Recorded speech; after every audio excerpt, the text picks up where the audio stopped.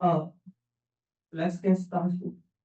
So, welcome to our information day, and this is the session for the BEcon and BEcon Finance. So, so the rundown is pretty much like I will introduce about the subject, and then we will briefly talk about our curriculum. Then there will be some advertisement about our support from the faculty level. And finally, I will talk about the JUPAS admission. So I will very briefly mention about the dual degree program. And there will be a one student sharing at the end of this talk. So basically, like, what is econ finance? What is econ finance? So first of all, you may think that economic studies, the like interest rates, exchange rate, like those kind of broad pictures, and finance all related to investment, financing, and risk management. Right? This is partially true. Right? This is partially true. So, but a more broader definition, right? Even broader definition, will be the optimal choices made by our mankind under constraint. Right? That's the a more broader definition of economics. What we study, we basically study how humans make optimal decisions, especially under constraint. Then in this regard, so economics is considered as a social science, right? As a social science, which studies how people, firms, and governments, when they face some limited constraint, and how they do their best actions, and how they do that their best actions. So let's see some example. So choosing university, right? It doesn't relate to money, but what's the constraint you face, the entrance scores and the tuition budget, right? But what's the uncertainty you are facing? The future job market demand, whether the major you are choosing is good or not, depends on the future demand.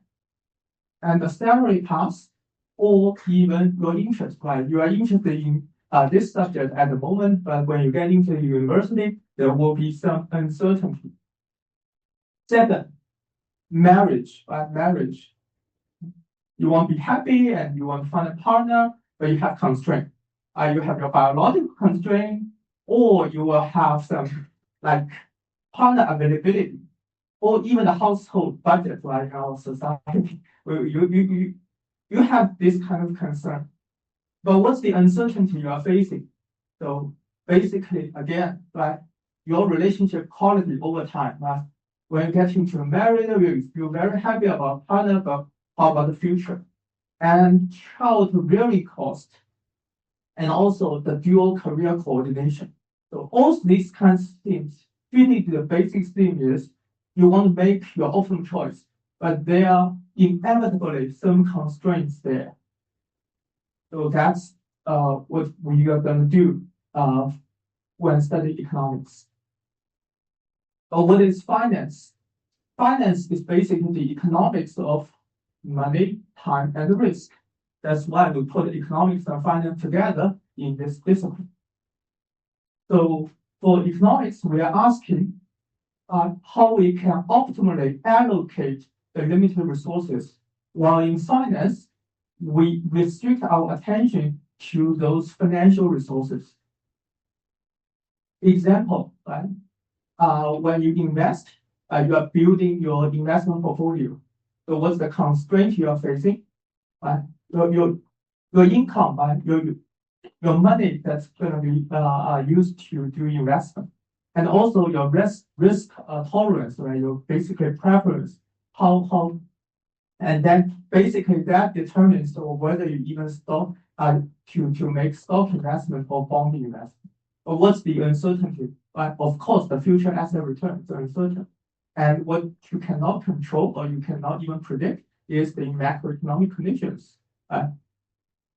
Same thing from a firm's perspective, right? Firm needs money, right?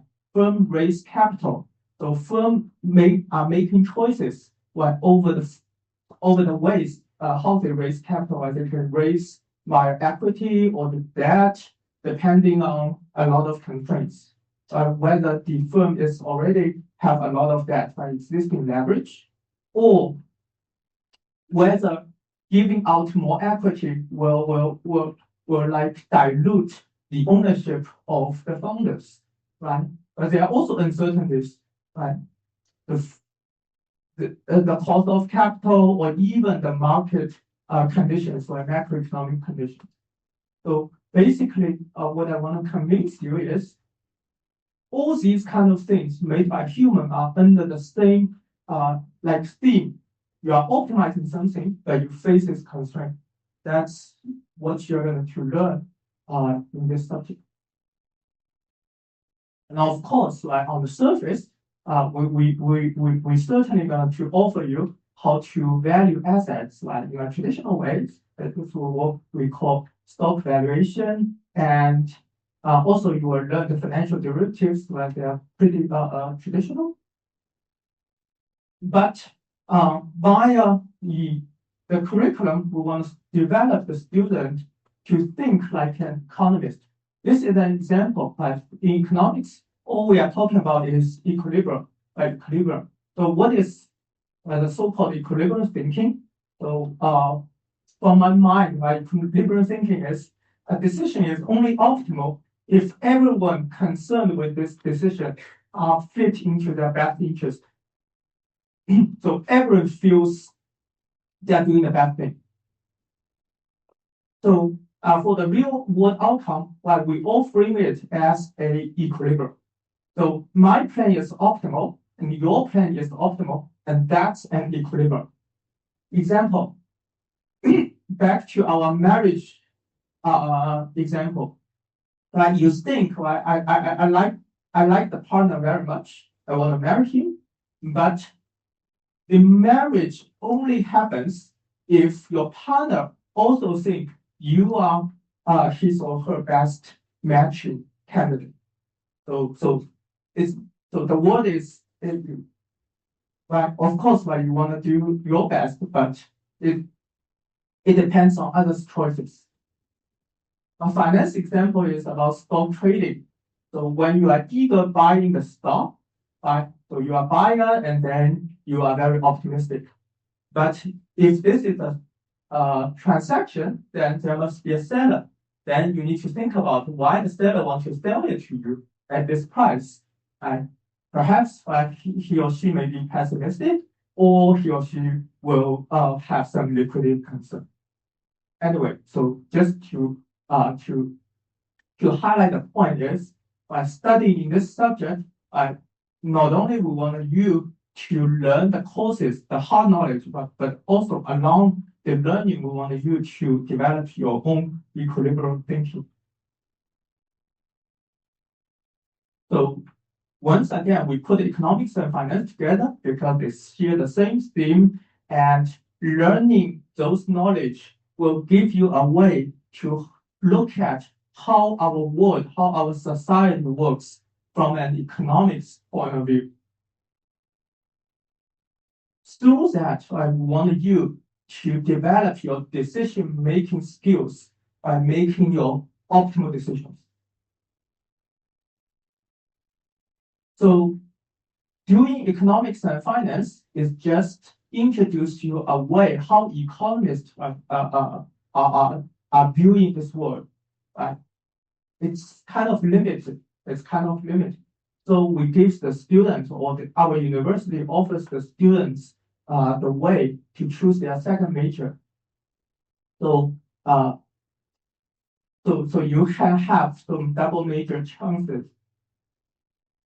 In the past, students can choose these majors offered in other disciplines within our business school, or students can even find those inter-faculties disciplines like math, like psychology, right? All those kind of choices.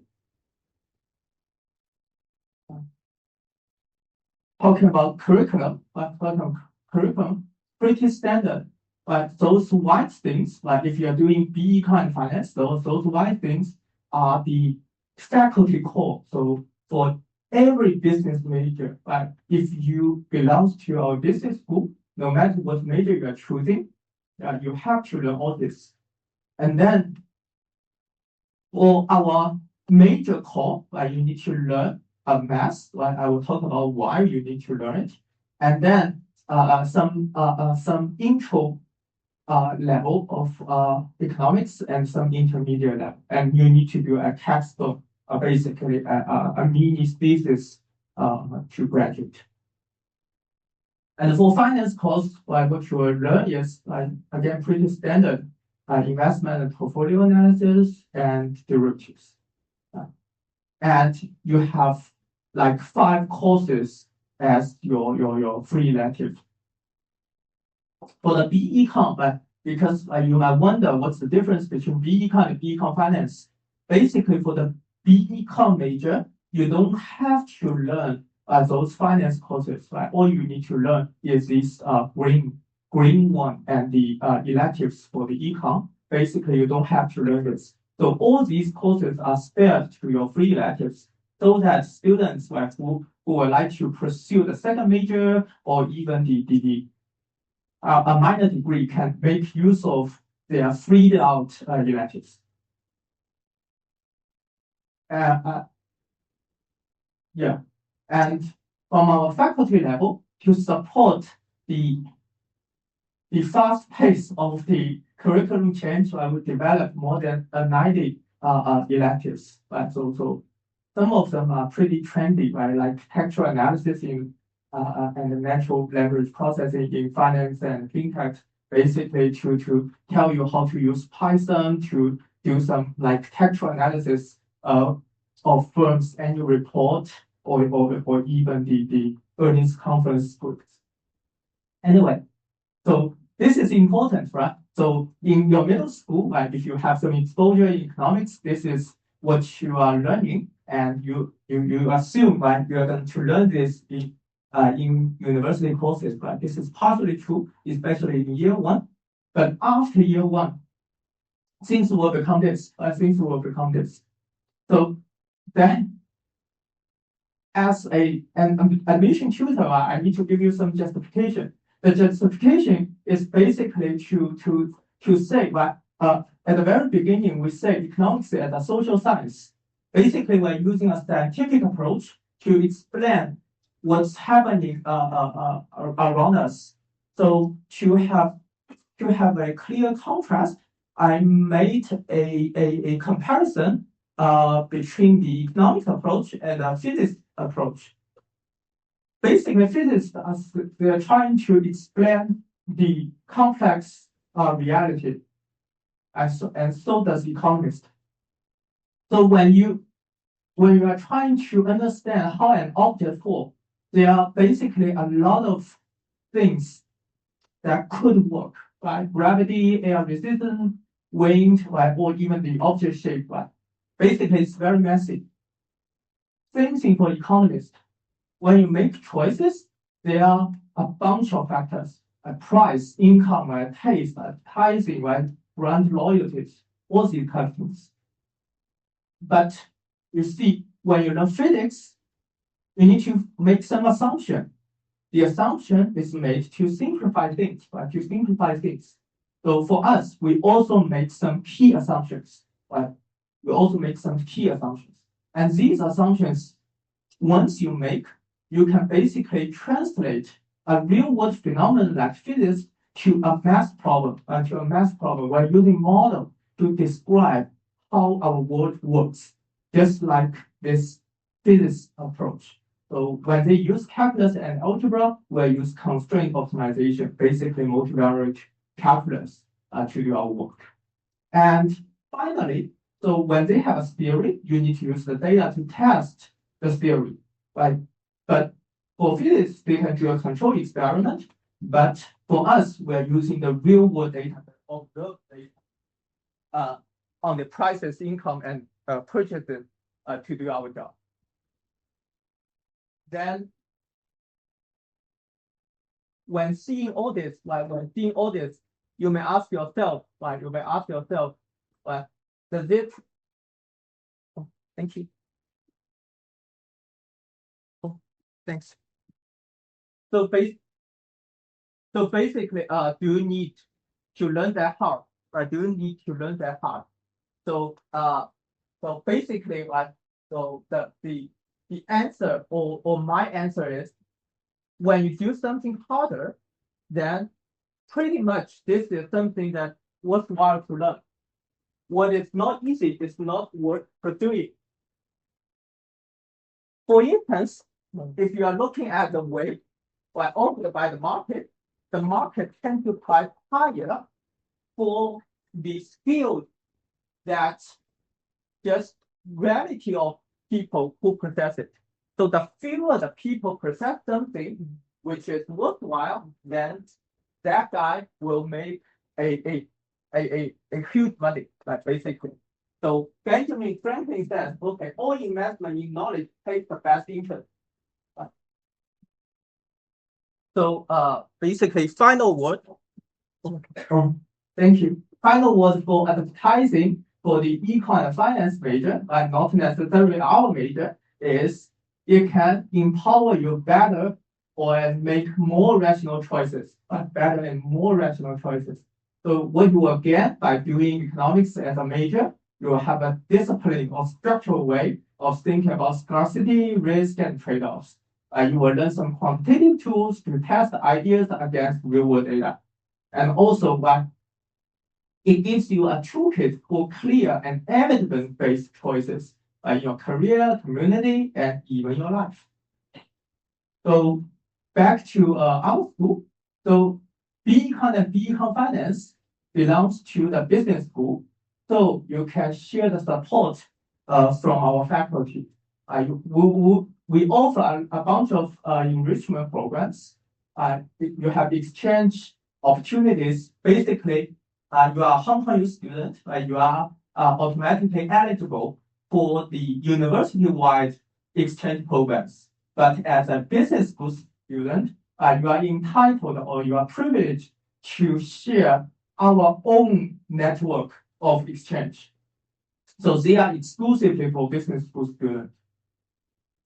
And also, there are a bunch of like touring or the tourism, basically, or overseas study opportunities, short term. And also, to equip you with the careers, we offer mentorship programs. There will be some industry very experienced seniors prepared with you, and then to coach you, basically the CRP. And we'll also invite entrepreneurs, like very well-known entrepreneurs. This is the head of the New Oriental School, and this is like 360's CEOs. And they will also offer public lectures here. So if you are interested in applying your economics thinking into consulting, this is a regular offered program for you. And also, ESG, it's quite hot, where we also offer it in this kind of case competition annually. And stock pitch competition, we have a training group, and so you can also participate. And for our career fair, business school has an exclusive event for career fair. Once again, Hong Kong U offers career fair, but it's quite broad. But for business school students, we offer them privilege. And we have our own career portal, and you can find the exclusive internship opportunities here. And on this building, we also offer the Bloomberg trading platforms, those terminals for you to practice. And even in our library, some of the resources are exclusively for business school students, like the Refinitiv Workspace and the S&P's Capital IQ data.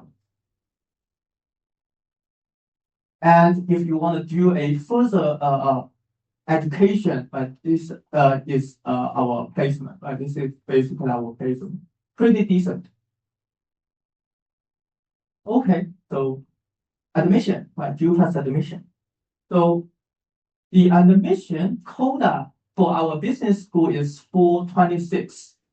And this talk is for the BEcon and Finance, but the quota is combined with BBA Accounting and Finance, BBA ADA, Accounting and Data Analytics. So basically, these combined with this quota 2 to 6. Okay, so I cannot give you a precise number for our major, but combined by the 3 will be this. And what's the requirement? So this is just a minimum requirement. The minimum requirement is English 4, Chinese 3, Math 3, and also there are 2 electives and no less than 3. Okay, and the principle is similar to the last year, best 5 Cat A subjects, including English and Math. So this is the minimum requirement. And what's the score last year? Last year, if you see it, it's the weighted score will be upper quantile 40, medium 40, and lower quantile 39. So if you have some sense in numbers, you will see students are pretty clustered together. Right. So, and if you compare the recent trends, I would say it's the admission score. These are the guys who actually admitted the program is increasing, right? So the competition is sort of fierce. And how to calculate this score? Basically, we weight 1.5 on your English and 1.5 on your Math, and also for the best 3 Cat A subjects, we also give you like ×1, and then for the 4th best Cat A, the weight is reduced to 20%. All right. So for selective candidate, we also offer interview, which is usually in June. So if you attend our interview and perform relatively well, and you will be granted extra bonus. And under the economics and finance, we have an elite program, which is called the Future Leader Dual Bachelor Degree Program. And this program is partnered with Peking University. So basically, you can earn 2 degrees from both universities in this 4 years. And this is considered as the elite program. You need to apply it separately. So the application, you can scan this code, but the application deadline is this one. So it's an elite program because the number of enrollment is pretty limited, right? Very, very small. Right? I can say around 5 or 6 students, right? So I guess that's pretty much I want to share for today. And it's our student turn to tell you more.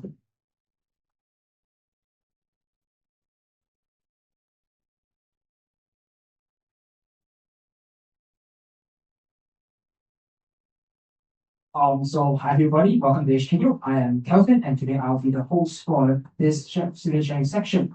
And today I'm going to cover about first, why I chose HKU, and importantly, why economics and finance. And second, what you should expect from this degree in terms of what you learn and the career prospects. So I'm currently a year 4 student studying economics and finance, and I went into HKU under the JUPAS program in 2022.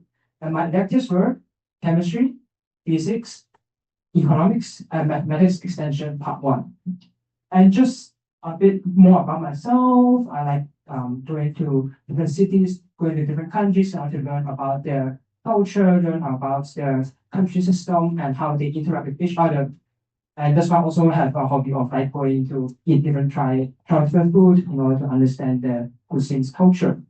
Of course, I also did some hiking and skiing a lot.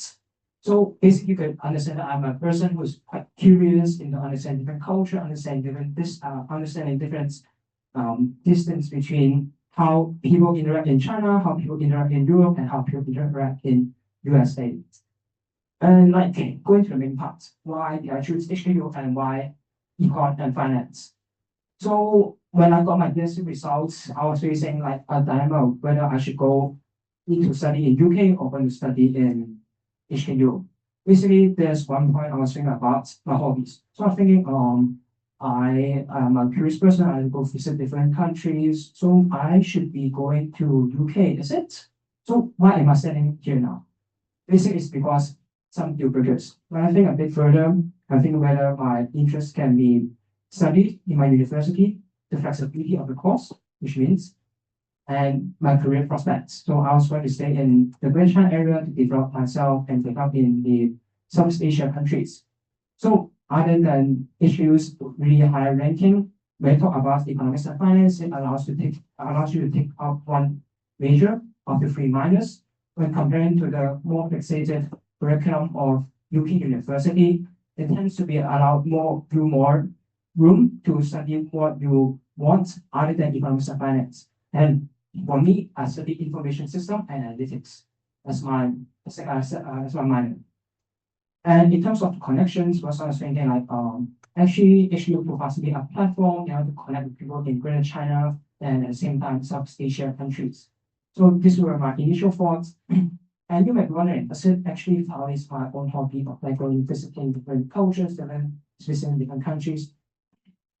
Actually not, which I'm going to talk about it a bit later. So when I get into HKU, I actually found that the perks I just mentioned wasn't just only limited to those, but it also brought lots of scholarship, monetary support, and at the same time different career supports.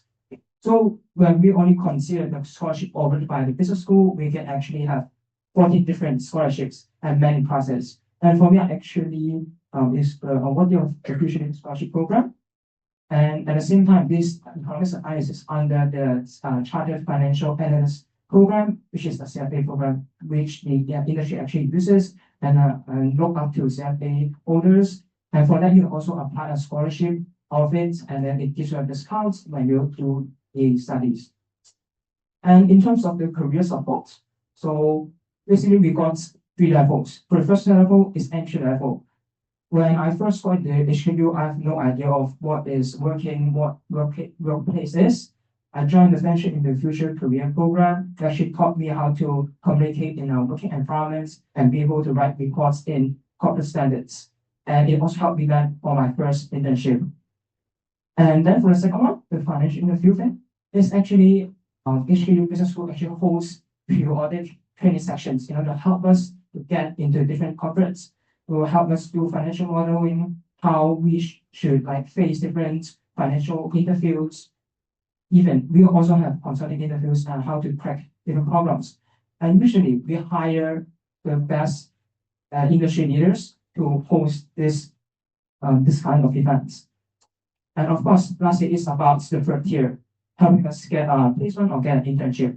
So in HKU, we've got a program called Co-op 3000, which actually helps pair students with corporate leaders, employers, and then help them get more working experience before they land in their final full-time job.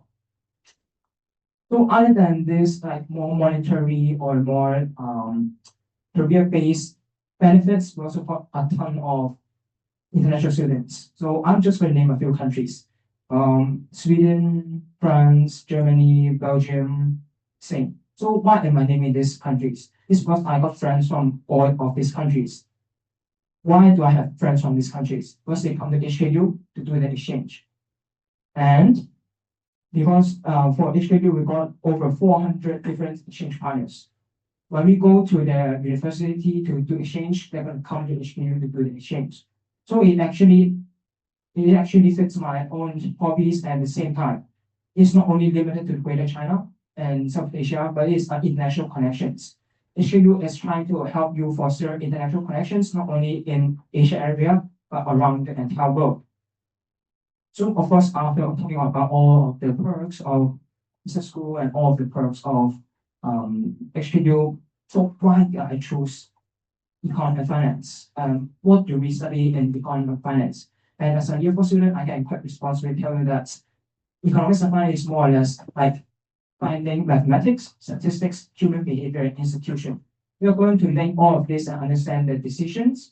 For example, how the economy is going to affect the market, how the market is going to affect people's consumption, and how this consumption is going to impact the investment.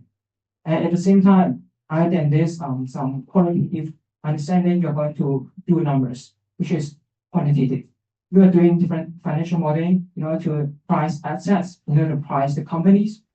At the same time, we also do forecasting, economic forecasting. We are going to use different variables to do cost model to understand the time series differences and time series effects on different variables. For example, my current capstone cost is on how the Red Sea effect, Red Sea price is going to affect the shipping price. And then the soft skills are actually learned from the previous series is the presentation skills. So why is presentation skills so important? It's because you have to present very complex mathematical models, complex pricing models to your investors, to your clients, to your superiors. So basically, you have to understand what the model is talking about, understand the numbers, but at the same time, you know how to present it in an abstract level, so people is going to understand it in an easy way. So after talking about like why I want to join HKU and why I joined economics and finance, I'm going to talk a bit about my own experience in HKU and at the same time my internship experience in the past 3+ years. So first talking about opportunities first. So I actually joined lots of different activities and programs in HKU, but I'm just going to take a few to talk about. The first one, it would be the Live for Life. So basically, this is a program offered by HKU Seeders, which actually pairs you with different mentors from the industry, which are usually professional and really expert and seasoned people in the industry. For example, one of my mentors is actually area head in one of the banks in Hong Kong. So you can see like they're trying to merge a very high level with the students. We share the experience to understand each other. And for this one, the business consulting practicum is actually a business school-led initiative in order to provide real experience for students. So what does this do? It's trying to merge SMEs, and they're going to have maybe a business bottleneck they want to solve. They're going to invite students to think of solutions for that. And I also joined a Center for Investment Management. What does it do? So it's basically trying to let students understand the market, be ready to do our virtual portfolio management, and make your decisions, make your asset allocation based on the real markets. However, of course, it's a virtual portfolio. So basically, you just want to merge us between our studies into what employers or what companies actually require you to do to earn money. So of course, I had some local experience also went to mainland and abroad. So I went to Peking University under doing research in China. I also went to Shanghai International Studies University under the China Fiction Program. So these opportunities actually let me understand about the Chinese business environment, Chinese strategical development in the future. And of course, we are only not limited into the mainland China. Also went way abroad to Canada. University of British Columbia is where I did my semester exchange in the previous semester. I learned a lot about their culture, met a lot of friends there, and was able to go abroad and study under another system. So actually, these opportunities fulfill my own hobbies of going to different countries to understand their culture and be able to know how other system works. And just a fun fact. So basically, this photo was taken in University of Toronto. I took this HKU badge in one of the halls. So why is our badge in University of Toronto? Actually, it marks that our university is very internationally recognized and connected. Even like university in Canada would have our badge in it. And then lastly is about my internship experience. In the previous 3 years, I actually attended 4 different internships. First one, I was a data analyst for a startup company. And then in my freshman year, I also did a summer internship in Bank of China, Hong Kong, in Hong Kong and Hangzhou under the personal banking division. And then for my sophomore year, I worked under the commercial banking team in China Construction Bank Asia. Was able to assist different relationship managers in terms of SMEs. And the reason I actually completed my internship with HKMA under the credit risk department, overseeing mortgages and property developers. So I think this would this experience, my experience and why I choose the course and why I choose HKU will provide you more information. I hope it could be very beneficial for you when you choose your curriculum, choose your university, and choose your future career. Thank you.